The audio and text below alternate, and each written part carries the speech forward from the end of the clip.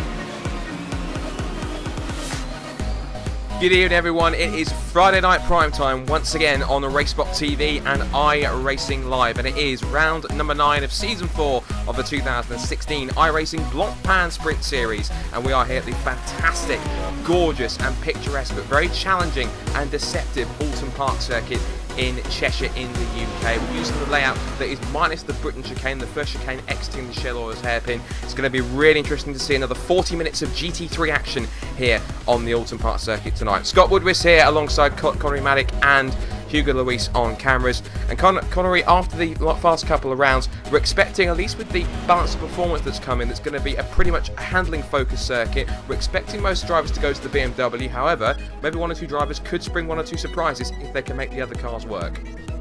Yeah, speaking of one or two surprises though, currently 6th in your provisional qualifying results right now, we have a Ford GT, and that is the number 5 car of Scott Brazier. The top 10 currently are completely dominated by BMW Z4s though. We are actually currently deep into qualifying at about sort of 2 minutes or so left to go. Currently Frederick Rasmussen, as you'd probably expect, is currently fastest in the session, 1 minute 27.213 from Riccardo Castelletto, his big rival from last time at Suzuka. He is currently finishing a lap as he heads over for Deerleap and across the line. Still remains second, 27.331 for Riccardo Castelletto. Then Santeri Kalunki is in third quickest, but he's some half a second back off the fastest time. Jake Hewlett currently 4th quickest on a 127.8. And these are the only 4 drivers, the top 4, who have gone sub 128. You look down the rest of the order, Scott Brazier is, as we said, currently P6 in that Ford GT, 1 minute 28.059. Some other drivers down the order a little bit off the pace, and there's a lot of different drivers that we haven't normally seen up in the top split in this case, which is going to make it a very interesting race on this one, Connery. In some cases, a run into the unknown, because for some of these guys, we haven't seen them in the first group, so that in case, we could be seeing 1 or 2 different starters, depending on how fortunes go for them. Yes, of course, and it's the opportunity for those guys who don't normally make these top splits to try and make names themselves, try and race with the best of the best in these GT3 cars. But there is quite a spread in qualifying times right here. The top 20 are spread by about 2.5 seconds right now, so quite a wide range of ability levels on display, but it should be a fantastic race regardless. And the race, of course, taking place on the Oulton Park circuit, the international version without the Britain chicane. 2.69 miles, 14 turns in total. Another 40 minutes of racing, I should say, going on. Looking at the lap times, if we're going to be doing qualifying times roughly around this sort of pace, I would imagine that we're probably going to squeeze pit stops in maybe around sort of 22-23 laps, and I'd expect sort of pit stops to come roughly around sort of maybe sort of lap 12 to 13 or so, so maybe even a little bit sooner, so that could be a one to watch for there. But looking at the cars we have there, I mean, it looks as though we're expecting potentially a bit of a BMW fest.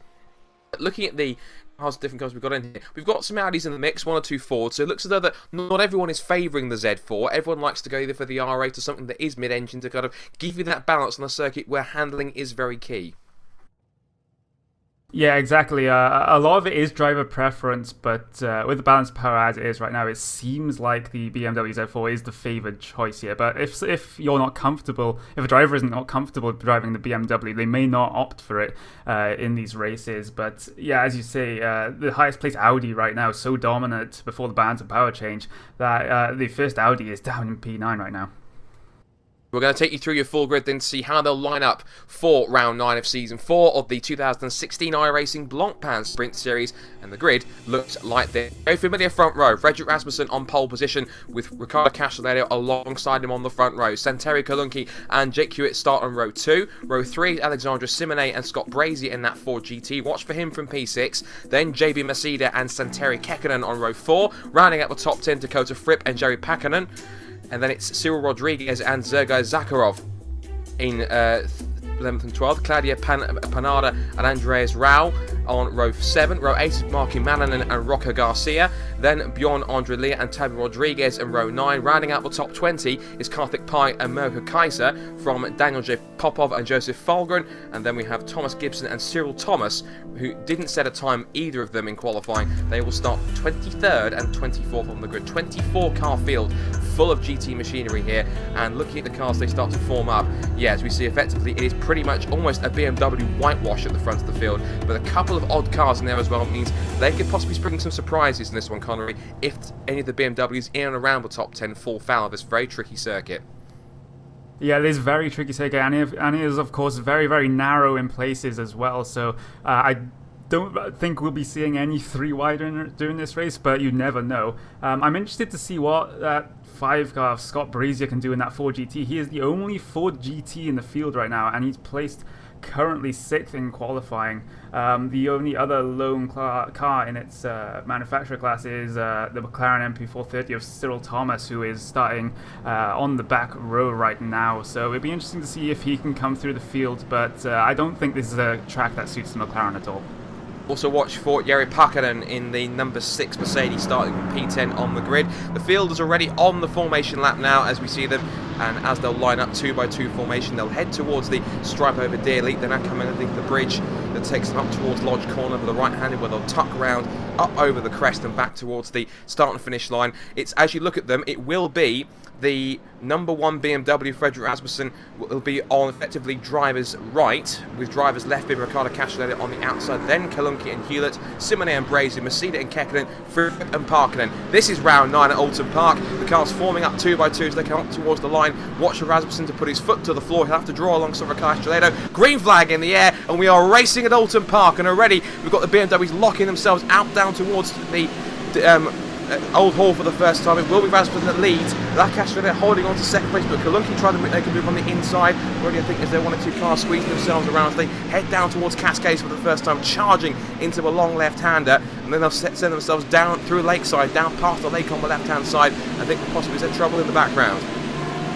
Yes, there was Scott Brazier just going around in the first turn. He did so well to get that Ford GT up into 6th place in qualifying, but he had a little bit of a half spin coming down into turn 1. That put him right towards the rear of the field. Galois hairpin for the first time then. It's Rasmussen from Castelletto, and then in 3rd place should now be Kolunki in 3rd place. It is Simonet's in 4th, Mercedes 5th.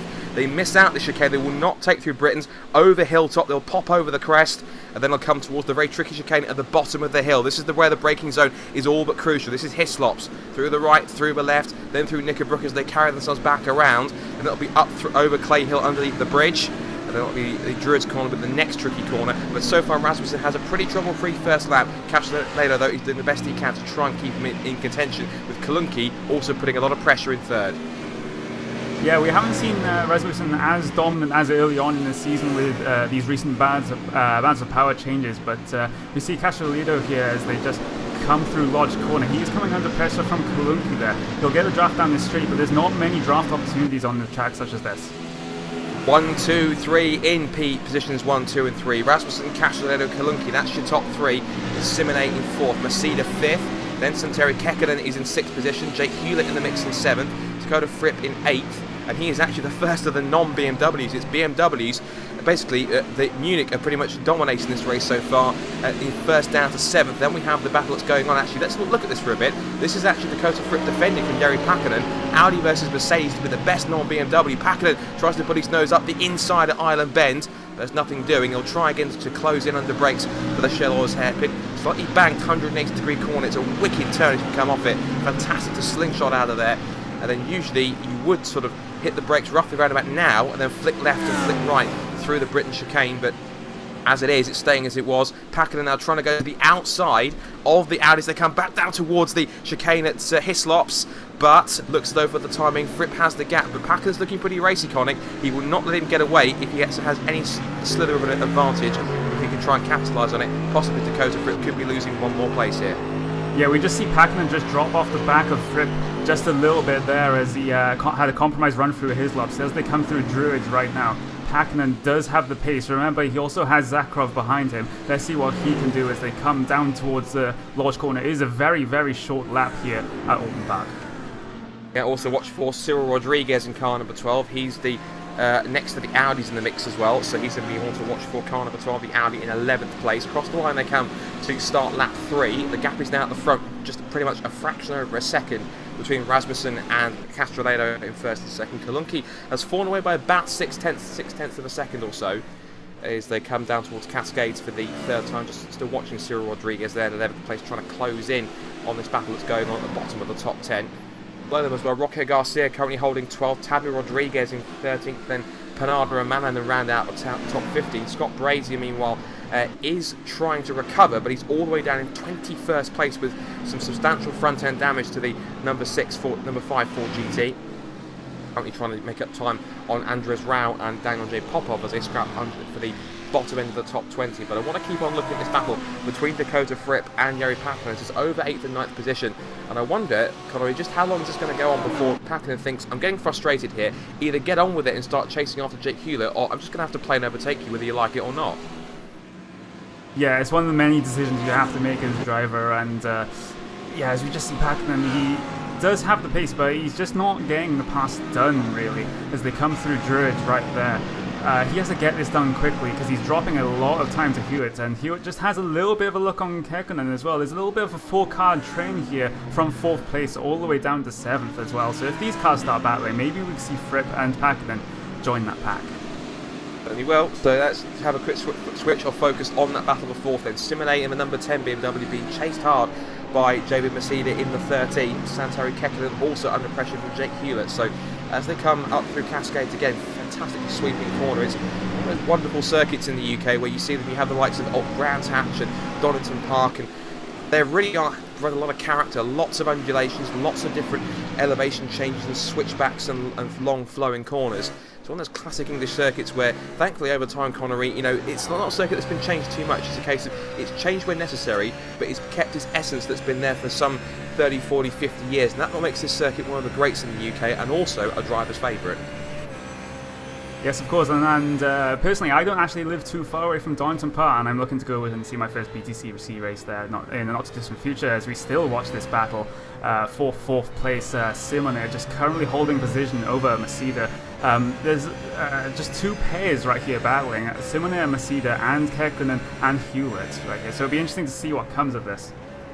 I'm not sure what you call a group of BMWs, like a collective of BMWs. It's I'm not going to call it a murder, that's a murder of crows, but that's something maybe figure out later on for the next round. As I'm just looking in the background, I can see that Hewlett was just thinking about just darting out to put himself in Kekkonen's mirrors, just reminding him, I'm still here, I'm still just lurking around just to see if what's going on here, to see if I can try and make a move here for 6th position at this point in time. Currently having a quick check-in at the front. Rasmussen still leads by 1.4 seconds now from Castelletto. The gap is now a second between Castelletto and Kalunki for 2nd and 3rd, and they themselves are pulled away to the tune of about 2.2 seconds from this battling group that's going over 4th, 5th, 6th and 7th. But so far, it is still BMWs that dominate the first 7 places. Dakota Fripp is just about holding on to Pakkanen, but he's now got the number 9 of Sergei Zakharov in the mix as well, and he's managed to break the toe and the gap from Rodriguez behind him. So this is where the main battles are, it seems to be, Connery. In and around sort of the top 10, there's probably some battles still going on towards the bottom end, but everyone's sort of spreading out from below the top 10, but inside it, there's plenty of duels to be going on, and those two seem to be the key ones we need to focus on. Yes, we just have the 13 car of Masida just having a little bit of a look on Simona again, coming down into his lops through Knickerbocker right now. So Masida, he wants to pass, but he's not finding any place to do it, and that seems to be a theme throughout the rest of the field as well. There are not many passing opportunities for these GT3 cars around this track. Yeah, very true. This is a very narrow, winding circuit, so you really have to pick your spots here. One potential passing spot is down towards Lodge Corning as they come over the undulations up towards the braking zone. It's a very tricky right-hander, but you can throw one up the inside if you get the line right and the exit from Druid's absolutely correct. You can get a toe, even though you're going up and down over the undulations like a roller coaster. You can definitely get a good run and potentially throw one up the inside. Also here as well, Old Hall Corner is one that you can definitely look at as well. And then into Cascades again. So even it's one of those circuits where, yes, it is narrow, but if you can really pick your moment and force the other guy's hand in front to really get yourself a good run and then pull yourself alongside, there are opportunities. But with the narrow nature, it's one of those race circuits, Connery, where if you're going to make a move, you have to pick it and you have to plot it very carefully. Otherwise, if not, it's going to cost you big time. Yeah, and of course, if you do decide to make a move, you have to commit to it. Otherwise, you'd just be losing a ton of time. As you see, oh, just Hewlett, number 7 car, just coming out of the shell all the hairpin. He just gets a bunch of oversteer coming out the corner, a bunch of wheel spin, and he has lost an absolute ton of time to Kekkonen. Masida is still hunting down Simone coming down into his lops, but no luck just yet.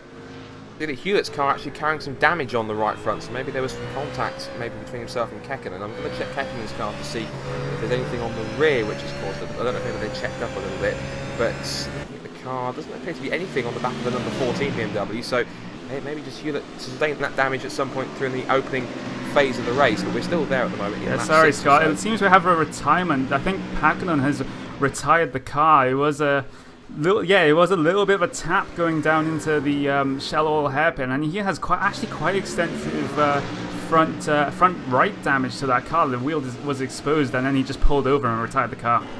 Actually, that was pretty close, in fact, because there was a couple more mistakes that went past and almost made contact with him. So Kekkonen tried to carry on, maybe a little bit foolishly, but there you go. We're going to look at a replay to see exactly what happened. I caught the end of it in terms of what happened there. Looking into shell oil's hair, but let's have a look here. So in he goes, still following through. He runs a little bit wide, and then now either he got tagged or he jumped or he was pushed. One of the two. But that contact that he made looks to be, at the time, it was with maybe Zakharov in the BMW. Yeah, the number 9 BMW is Zakharov. That seems to really cause terminal damage, and thankfully no one else got caught up in that one. Yep, and we've had a change of pole position on track. JB Masida has gotten past Simone. Now comes the opportunity for Masida to try and pull out an advantage on Simone. Right now, Simone is not close enough coming down into his lops, but they've also got Kekkonen behind. Hewlett has dropped off a little bit after getting that oversteer coming out of the shell oil hairpin. Fripp has dropped back a little bit as well, so your cars are starting to spread out in the battle in your middle of the top 10. The interesting thing is that Fripp is kind of just holding station now, because he was coming under substantial pressure from Kekkonen in the first few laps before he had that mistake and had that contact. He's now started to sort of pull a gap now ever so slightly to Zakharov, who doesn't seem to be sort of be able to hang pace with him, even though he isn't arguably the strongest car in the field, because the BMWs are currently just dominating things first down to 7th. So Dakota Fripp doing a fantastic job in 8th place in that number 4 Audi, just managing to keep station and sort of hold fire with 8th position, which is looking pretty good at the moment.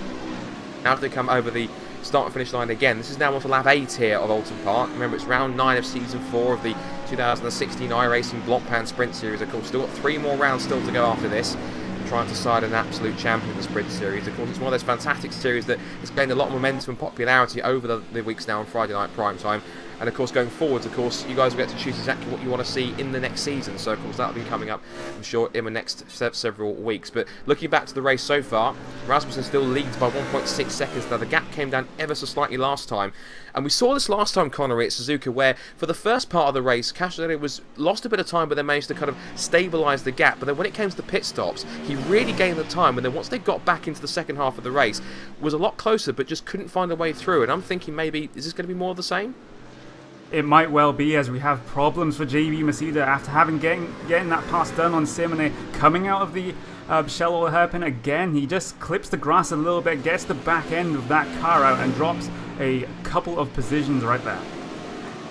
We're 10 minutes in now to this ninth round, and we've still got just under half an hour to go. And the question is now going to be, is Castelletto going to be able to start trying to close that gap into Rasmussen? Across the line they come again. The gap this time around, it's gone back up to 1.8 seconds, so this time around Rasmussen was quicker. If we compare the lap times, 1 minute 27.5 for Rasmussen, 1 minute 27.6 for Castelletto. So those two sort of lapping significantly as the fastest men in the field so far. Kalunki, compared to his times, he was actually off by about 4/10 of a second. He was a 1:28.0. And then everyone else behind, well, Simone's lap was a 1:28.5, Kecken did a 1 minute 28.4, so he was slightly fractionally quicker. Hewlett, meanwhile, of course, after that started to twitch at a 1:28.8, so even though he did make the mistake on that corner, he was still relatively on pace or so, but now he's got JB Mercedes to try and close in a bit more, and to try and make amends here. Mercedes got all the work to do now, and he sits in 7th and has got to try and repass these guys all over again. Yep, that's exactly what he has to do. As we look more towards the rear of your field, actually, I just see a train of cars in the bottom end of your top 20, starting from Bjorn Lie right there, and he has Mirko Kaiser chasing him down, and we've also got Raul Brazier and Falgren in that train as well. A very, very close racing right here. Brazier trying to recover from that first lap incident. As we see someone slow there, that's Lie. He is going very, very slow on the run down to his laps. Is there a problem with that car? I'm not quite sure. I mean, there's nothing evidently wrong. You know, it's kind of exterior-wise. There's nothing sort of. There's no sort of damage to the exterior of the car in terms of that's evident in terms of what could be causing it. But maybe he's possibly. I can't imagine he missed the gear because these cars, of course, are sequential paddle shift cars. So I can't imagine it was a problem there. Or maybe something to do with maybe his equipment possibly, but even so, he's holding station now. He's now down to about, it looks to be 20th place now. So this 5-car train now being led now this time by Mirko Kaiser in the number 21 Mercedes. Over the crest they come. It's Mercedes, Audi, Ford, Audi, now BMW this quintet. 12 ball they go then. Still Kaiser from Rao, a little bit wide on the exit.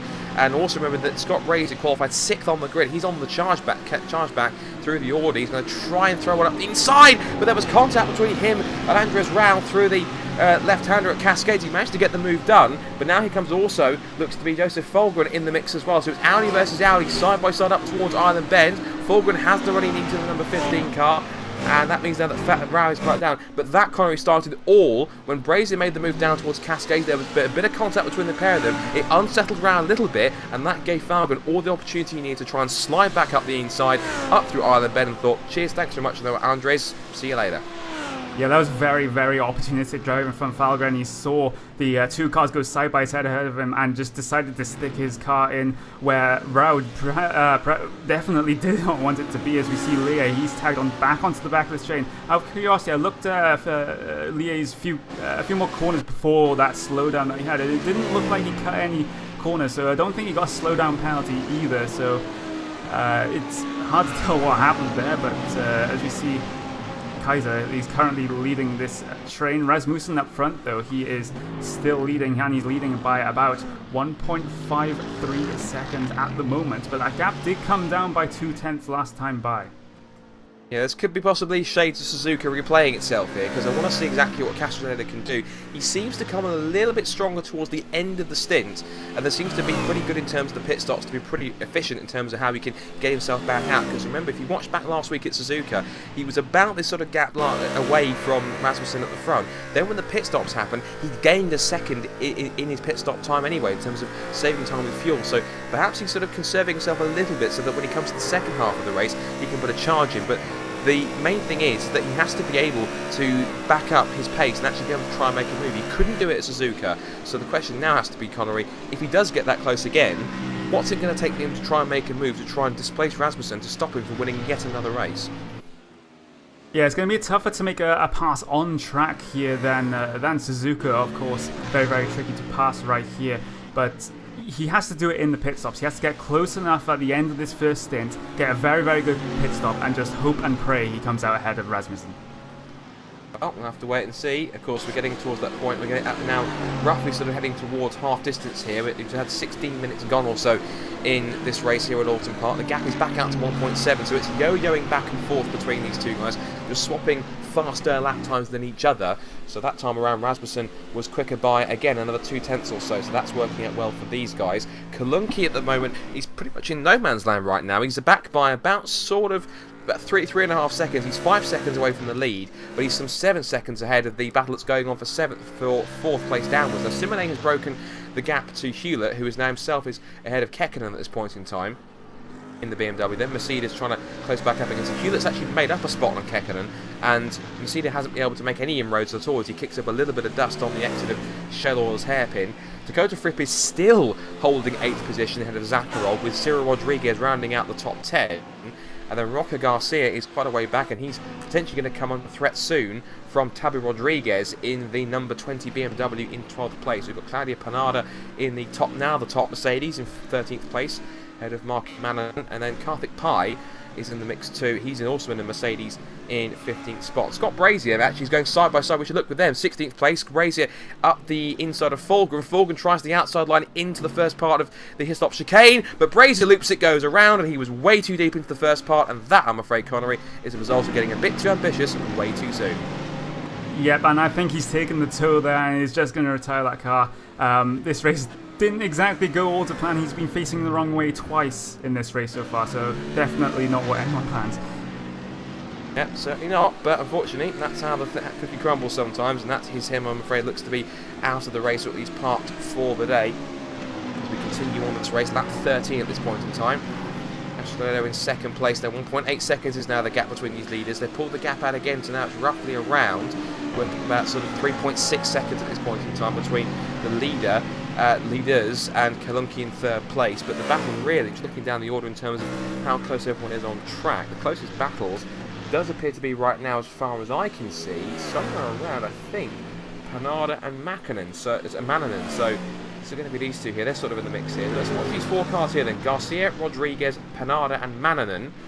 It's Audi, then BMW, then Mercedes, then BMW. Over the crest they go at Hilltop. Back down towards the very tricky braking zone of Hislops again, as Scott Brazier just proved several moments ago. They're on their way through. I'm just currently focusing on the 16 of Panada in the Mercedes. He's coming under a little bit of pressure from Manninen, just keeping him honest. Just thinking, I'm still here, Claudia. Don't just relax just too yet, because I'm going to pounce if you give me an inch.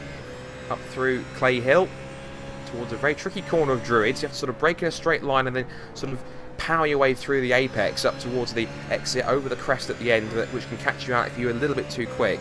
But so far the race sort of settling out a little bit, and I'm anticipating, Conor, that once we get the pit stops, again, it'll be a flurry of activity.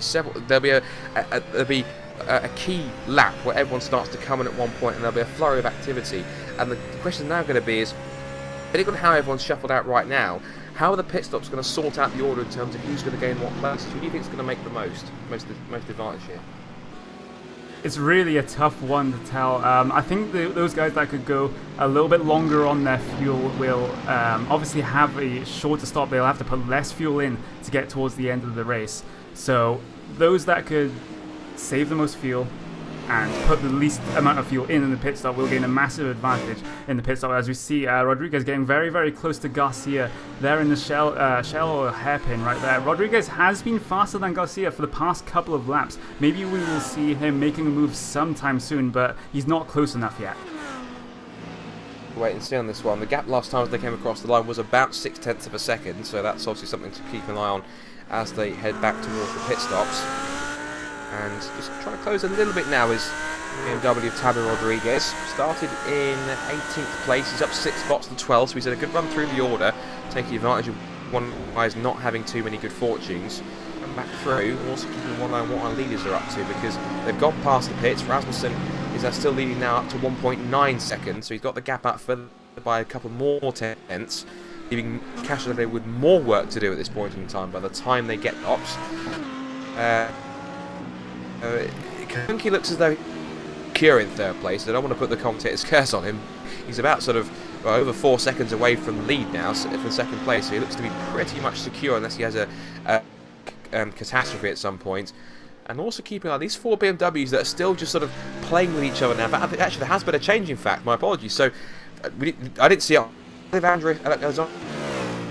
were pretty close across the line by the look at the timing screen. It looks like they were side by side, I'm going to imagine, across the line. And it must have been it was done. Yeah, but we've also...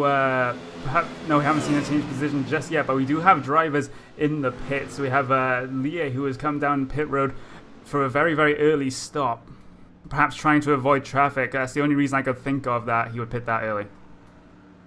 Yeah, so that's probably going to be one of the first few stops, and he possibly is the guinea pig then in terms of the one that made the move first. So wait and see. Now Rasmussen is staying left and carries on. So he now carries on to end another lap. This is on to lap 16 here at Oulton Park on the international circuit, minus the Britain chicane, the first chicane which you'd normally get after the Shell or the hairpin. Castelletto also stays out as well. The gap came down again by a tenth. It was 127.7 for Rasmussen compared to 127.6 Castelletto. So again, it's going just back and forth between these two, as they're pretty evenly matched in terms of pace. The last lap for Kalunki was a 128.1.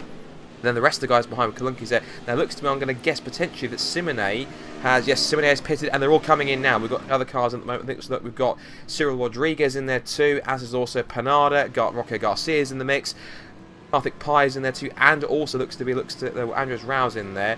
Fulgren in there too. So it looks to be as well that lap 16, this is where the pit stops are all starting in earnest. These guys are kicking things off pretty quickly. Yes, the pit window is well and truly open as we see a couple of cars coming out of pit road. There's Cyril Rodriguez, he heads his way out of pit road. Here come Garcia and Panada. They are very, very close as well, but Garcia will get the jump by having to disable the pit limiter sooner than Panada does. So yes, you can pull out a little bit of a gap right there. So pit window well and truly open. Now we have to wonder when your leaders are going to come in. Well, they're heading down towards Lodge Corner now, and Rasmussen, and there's a little bit of traffic not too far away from him. He stays to the right, so he's going to be coming in. Rasmussen in. So this is the spot then for Rasmussen to head through. Castelletto also follows him in. This is going to be crucial to watch the pit stops and see exactly who does what. So, going to be crucial. Kalunki's also in, so top 3 are in your pit lane right now. Jake Hewlett is also heading towards pit road. Yes, he does. Moves to the right hand side. That's your top 4, top 5, top 6 in. Kekkonen in, Masida in as well. Simone will carry on, but he's only up towards Druid. So let's watch and see what happens with the leaders. Haven't left just yet. This was only for fuel, no tyres. And Rasmussen leaves. And Castelletto is roughly thereabouts. It looks to me, Connery, he's gained a tiny bit of time, but not massive amounts. No, not massive amounts at all, and that was all in the pit lane as well. The stops themselves were absolutely identical between Rasmussen and Castelletto. It's just that Rasmussen was perhaps a little bit brave on the brakes coming down into pit lane. Also, Fripp and Zakharov have also been in the pits as well. Tabi Rodriguez is also in. Also, a few more cars I'm watching. I think Mirko Kaiser is in the pit lane too as well. Yes, he is. Also, so is Roque Garcia has gone around. Andres Rau is also in the pits as well in the Audi 2. Someone's almost as well looked like they misjudged their pit box as well, but they've actually rolled back and then exited out from the session, so that's them done and dusted. But as the pit stops now again start to shuffle them out, so Rasmussen was about 0.2 of a second faster on pit lane, but his pit service was about the same or so. So it looks as though roughly Rasmussen appears to have gained possibly about 0.2 of a second as this race carries on. Yeah, that could have also been gained by being quicker into your pit stall and quicker out of it as well. So as we see, actually a close battle developing between Josef Falgren and Kathrik Pye right here. They're just coming out of the shallow hairpin on the run down towards the Hislop chicane. Falgren will look towards the inside right here, and he will take it too wide coming down into Hislops. Certainly will, and the Mercedes has to capitulate and give him the place, so that is now Fulgren up to P17. Now the gap across the line, actually, it's a reverse of what it was in Suzuka, whereas Riccardo Castelletto gained time at Suzuka. He's lost time here at Oulton Park. The gap is now 2.9 seconds. That's about a second bigger than it was last time around, so for the pit stop, so that means that the pit stops really haven't been kind to Castelletto. They've been superb to Rasmussen, who continues to lead in car number 1, in P number 1, as you'd expect. Now the gap as well, it's about sort of roughly 4.5 seconds or so now between Castelletto and Kalunki in second and third, but Kalunki just doesn't have the ultimate pace, Connery, to try and close in, and because of that, he's faster than the guys behind, but in terms of in front, he really is in sort of what we call no man's land. He can't really make time to the guy in front, but he's not losing any time to the guys behind either. Yeah, definitely in no man's land, as you say there, Scott. He can just run his own race right now. He can just run his own clean, quick, and consistent laps with pretty much no one around him. So perhaps it's a blessing in disguise. Well, potentially, but probably won't want to get too comfortable. He's still got 15 minutes to go to get this car to the end of the race, as has everyone. Now looking to see how everything's shuffled out in the pit stop, let's see exactly where people stand. So we know the top three, Rasmussen, Castelletto and then Kalunki. Jake Hewlett now does run in 4th position, and he's ahead by about 2.5 seconds now from Alexandre Simonet. He was one of the first guys to pit, remember, in car number 18. He now sits in 5th place. He's now managed to leapfrog JB Masida and also Santero Kekkonen as well. He's managed to remain in front at least. Dakota Fripp has lost a spot to Santero Kekkonen. Sorry. Let's rephrase that. So Dakota Fripp is still 8th, but it's now Cyril Rodriguez in the Audi in 9th position. But he's coming under substantial pressure right now from Sergei Zakharov, who is trying to keep himself honest in the top 10. Roque Garcia is now 11th ahead of Claudia Panada in 12th. Mananen is a few seconds away in 13th. Fulgren is now 14th ahead of Karthik Pai with Mirko Kaiser and Bjorn Andre Lie, and then we've got Cyril Thomas, Andres Rao and Daniel J. Popov rounding out the top 20. The first lapped car is actually Tabu Rodriguez, who is now dropped to 21st and is a lap down. I think he's actually out of the race, in fact. Yeah, he is out of the race. So as it stands right now, Rasmussen looks pretty comfortable. The gap has now gone out to over 3 seconds now, 3.2 to be exact.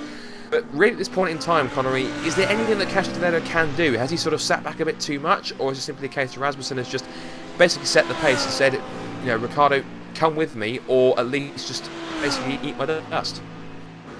Yeah, I think these guys are very, very similar on pace, but Rasmussen just has the edge on Castelletto. We saw earlier on in the race they were trading fastest laps. One lap Rasmussen was faster, one lap Castelletto was faster by about the same amount. So there's not really much Riccardo Castelletto can do at this point, except for hope for a mistake from Rasmussen.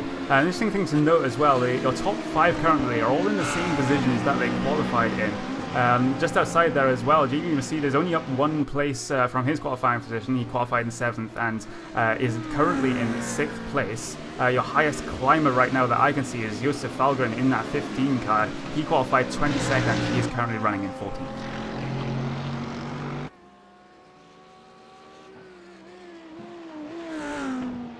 Is currently Rasmussen leading from Riccardo Castelletto. That gap was extended by Rasmussen last time by.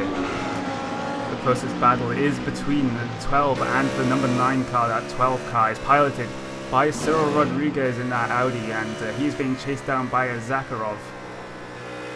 Zakharov just gaining a bit by bit, but again, he doesn't seem to be able to make the pass on a track such as this, where it is very, very, very difficult to pass.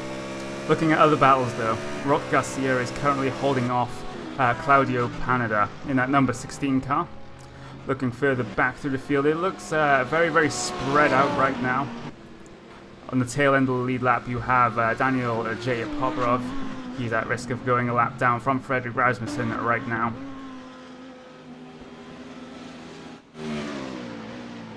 There's a sort of 3-car train developing between Simonet, Masida and Kekkonen, but it looks like Simonet has so far been able to hold off Masida.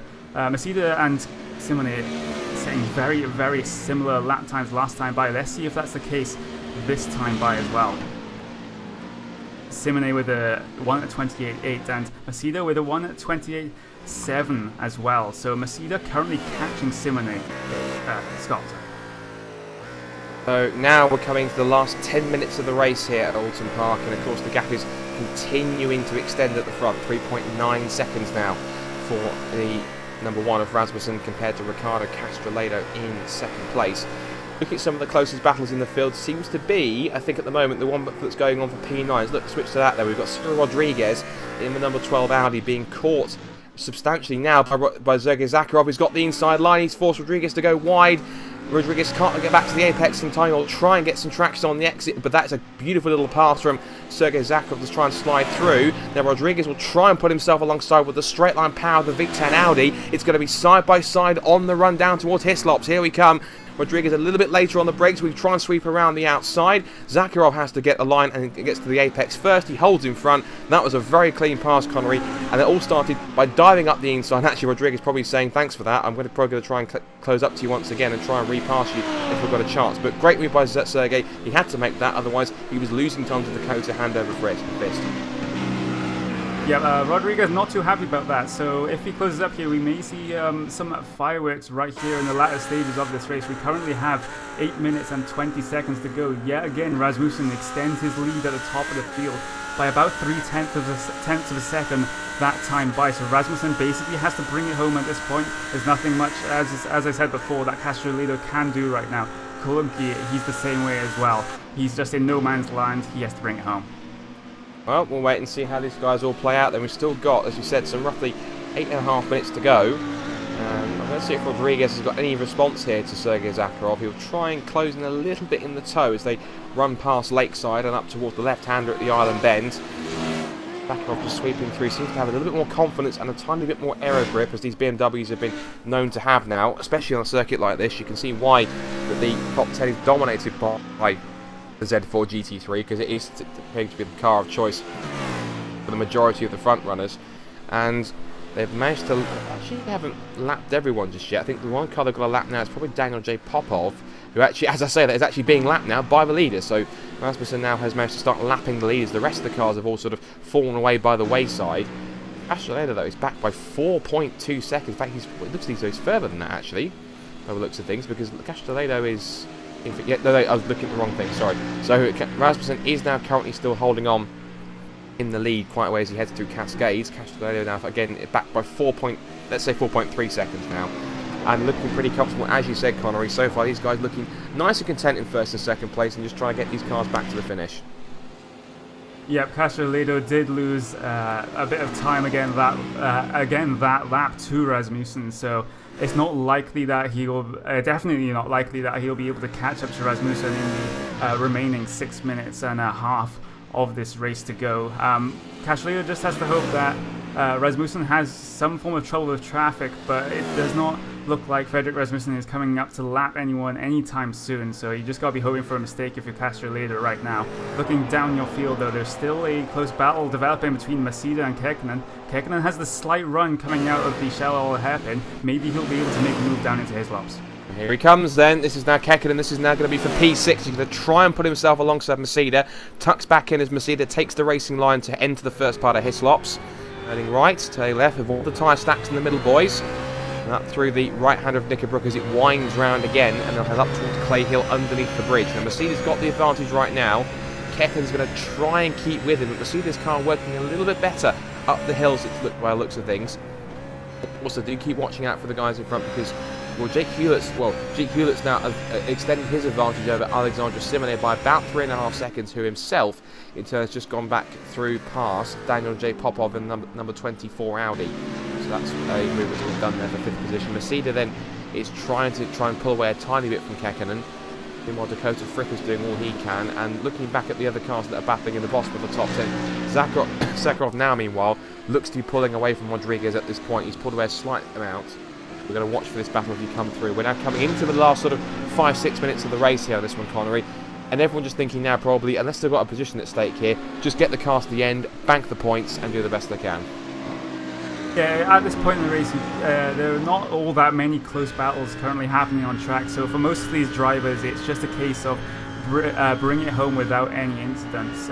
Be interesting to see how Popov affects this fight, as he just gets lapped by Masida there, and he slots in between Masida and Kekkonen. So this is going to compromise Kekkonen a bit if Popov does not get out of the way quickly. There he goes. He pulls over to the right-hand side of the straight just before his lops, does not impede Kekkonen at all. Yeah, good job from Daniel. Well done that one. Well done that man. Good driving there, respecting the blue flags. There's also a good battle I noticed that's sort of brewing a little bit between Roque Garcia and the Claudia Panada Mercedes. This is over 11th and 12th place. Let's check in with them. So it's Garcia in the Audi, Panada in the Mercedes, and also watch out for Markku Manninen in 13th place in the number 17 BMW. He's one to watch in the mix too. He's been trying to claw his way back up. He started 15th. He's up 2 spots from his grid position. A bit of an up and down day so far, sort of in and around, bouncing around the bottom end of the second half of the top 10, the top 20, so to speak. He's been head their way through Druid's corner. We're now inside the last 5 minutes of the race as we watch these three head over the little sort of crests and undulations up towards the Druids right hand to Lodge corner, right-hander. Druids at the corner before that. As they head up through the crest of Deer Leap over the start and finish line. They're on now to lap 25 here at Oulton Park. I'm going to probably squeeze in looking at the time. It's probably around about roughly at least 3 or 4 more tours of the 2.69 mile 14 turn international circuit, minus the Britain chicane of course. Head through Cascades once again. So far that's looking pretty close, but also still looking pretty close too is still Zakharov and Rodriguez as they continue to scrap overnight from 10th. Yep, Cyril Rodriguez just trying to chase down that BMW of Zakharov, but I just think Zakharov is too quick at this stage in the race for Rodriguez to try and catch up. Not only that, he's running out of time. We've just passed the 3 minutes left mark, so time is running out for these drivers. But again, that 3-car train you described, Garcia, Panada and Mannion, they are still very, very close as they are on the run down into the Hislop chicane right now.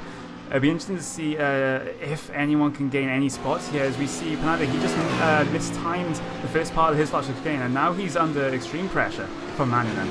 Yeah, here he comes. Up the hill they go. Let's see which car's got the better grunt, the better power, and the better run up the hill through Clay Hill, up towards Druids. Let's see which car can handle it the best. Panada's looking pretty stable so far. He's managed to regain his composure. That's the key of a good driver. He makes one mistake, he doesn't dwell on it, he just gets on with it once again, refocuses, carries on with the task at hand. And now let's see what he can do with added pressure of Mannion and breathing down his neck as they come over the leap again. This is on to lap 26 here at Oulton Park. Over the crest they come again. So it's now Audi, Mercedes, BMW, 11th, 12th and 13th place, touring their way through Oldham Corner, using a tiny bit of curb on the exit. Down the hill towards Cascades once more. And so far, Panada taking a slightly deeper run through the corner, not hugging the apex as much as he maybe could have done, using all the track to his best abilities. And over the crest again, up towards a very fast, high-speed left-hander of Island Bend. Into Shell Oil is one of the best corners. This is a great sequence through from Island Bend, for me personally, all the way through to Knickerbrook. It's one of the best corners, particularly when you have the British chicane in there. It's a shame we're not using it, but... And again, they wanted a bit more of a high-speed challenge. They've left it out for this one, so they now sweep past it over the hill. And they're approaching the chicane at about 155 miles an hour. Then hit the middle pedal all the way down to about sort of 50 miles an hour. You're losing 100 miles an hour in about a 100-metre braking zone. The way these cars can lose speed, Conway, is absolutely mind-blowing. Yes, it is not quite the braking performance of say a Formula 1 car, but still very, very powerful brakes indeed.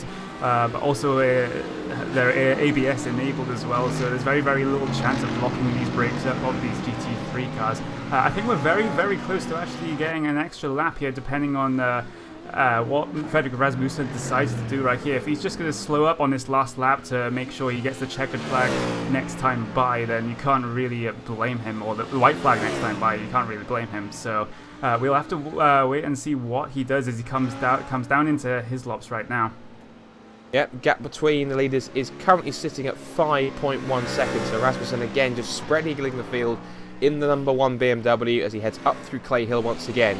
Castellano, he is best of the rest, and I don't mean that in a derogatory term in terms of he just hasn't been able to keep the pace of Rasmussen, particularly in the second half of the race. And I'm just thinking maybe the fact that he was sort of going back and forth maybe took a little bit too much out of his tyres in that first part of the race. Then once the pit stops came into play, he'd taken too much out of them, so with a slightly heavier fuel load again into that second half of the race, he just couldn't keep performance on that one as they come up towards the timing line, and they will start the race. Actually, the checker flag is coming out, and so Frederick Rasmussen does indeed win race number 9 of the season. Caught us off guard there, my apologies, as they come across the line. Ricardo Castellano gets second place here at Oulton Park. Kalunki will come across to take the final podium space in third. And across the line, coming to fourth position, is going to be Jake Hewlett with a slightly damaged number 7 BMW. It's BMW's first, second, third, fourth and fifth. Casimene gets fifth. It's now P6 for Mercedes, and Kekkonen rounds out a BMW 1, 2, 3, 4, 5, 6, 7 at the front of the field. That's the dominant car of the field.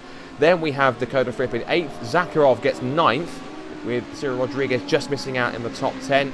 38 seconds was what spread the top 10. Then Rocco Garcia pulls out a small gap to 11th place with Panada 12th, Mannion 13th, and then Josef Fulgren wasn't too far away in 14th place. But Once again, he's done it once more. Fredrik Rasmussen with another dominant victory by some 5.2 seconds. And really, it was a case of, I think, in that second part, maybe taking not too much out of his tyres in the first stint, letting Castelletto try and keep pace with him and use up his tyres. And because of that, I think ultimately Connery, that's what won in the race on this occasion.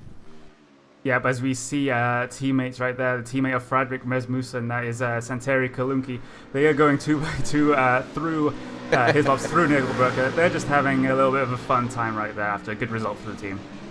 Yeah, who can blame them? Of course, race is over. They can practice their side-by-side running, particularly as they come up towards almost a race here. Might as well commentate it. Actually, there's a little bit of a slide through the right-hander, but they know the race is over, but they're just having fun here, which is great to see as they come down the back straight towards the right-hand lodge, almost breaking practically together. Look at that. And then Kalunki tries to hold the outside line. They both will die for the pits, of course. That is. Then they're going to carry on again, actually, for another lap. So they're just having fun. Of course, the race is over. It's not really going to penalise them, so that'll be fine. But even so, that is the race done and dusted here at Oulton Park, and we're going to run you through the results of exactly how they finished. And of course, the man on screen right now is car number 1, and he wins the race. Fredrik Rasmussen wins by 5.2 seconds from Riccardo Castelletto in second place. So Santeri Kalunki gets third, with Jake Hewlett fourth, Alexander Simonet rounding out the top 5. JB Masida gets 6th, from Santeri Kekkonen 7th, Dakota Fripp 8th, Sergei Zakharov 9th, and Cyril Rodriguez rounding out the top 10. Roque Garcia finishes 11th, from Claudia Panada, who did hold off Marky Manon in the end for 12th and 13th. Josef Folgren is 14th from Karthik Pai 15th. Then Mirko Kaiser, Bjorn Andre Lier, Andres Rau, and Cyril Thomas and Daniel J. Popov were the 20 cars that made the finish. The cars that didn't sadly make the flag were Taber Rodriguez, Scott Brazy, who retired after starting from P6 on the grid, Jari Pakkanen, what could have been for him after P6 on the grid for him. He ends up 23rd. Thomas Gibson, unfortunately, sadly, didn't even really complete a lap. He didn't even start the race. But that is the field done and dusted. And looking back at it, Connery, a great race again for Rasmussen. He really is to class the field here. No Dennis Grabowski in this race either, which means that's pretty crucial for him in terms of championship points. So how's that going to be for the last 3 rounds as we head towards the end of another season here in the Blancpain Sprint Series? How do you see it playing out? I think at this point, I think Rasmussen is actually the favourite. He had a little bit of an issue with the balance of power changes a couple of rounds ago when he ran the Mercedes. He wasn't as quick in the Mercedes as he was in perhaps some of his other choices of car, but he seems to have adapted to these changes well, and he's back to his dominant winning ways. Certainly is, and of course we'll get a chance to try and relive that all over again. Just quickly, before we round out the coverage, of course, as you always know, it's never the end of the coverage at the end of the week when it comes to Friday. There was always something going on with RaceSpotTV. And of course, again, this weekend, it is exactly no different. Of course, what you've got coming up for the next couple of days, of course, tomorrow, you've got a double whammy because you've got at 6:30 the Gathering of Tweakers Endurance Series, the 3 hours of Imola with Paul Smith and Alvin Navies Rosario. And then you have, again, the World Cup of iRacing at 9 p.m. We have Will Vincent, Eunice, and then of course we've got Jonathan Simon and Francisco Scaramuza are going to be in the mix as well. Apparently it's going to be oval and road races to decide who really is going to win the World Cup of iRacing. And then on Sunday at 3 p.m, you're going to be strapped in for 6 hours of endurance racing for the Neo Endurance Series, the second round, the 6 hours of COTA, the Circuit of the Americas. Tune in for that one, of course, from 3 p.m.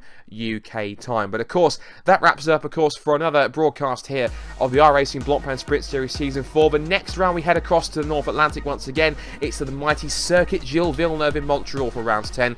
Can Rasmussen do it again, or can anyone else step up to try and challenge him? That's going to be the big question. But until then, from myself, Scott Woodwis, from Connery Maddock, and from Hugo Luis on cameras, thank you for watching, thank you for tuning in to Friday Night Prime Time on iRacing Live on RaceSpotTV, and we'll catch you next time for more Blancpain action next week.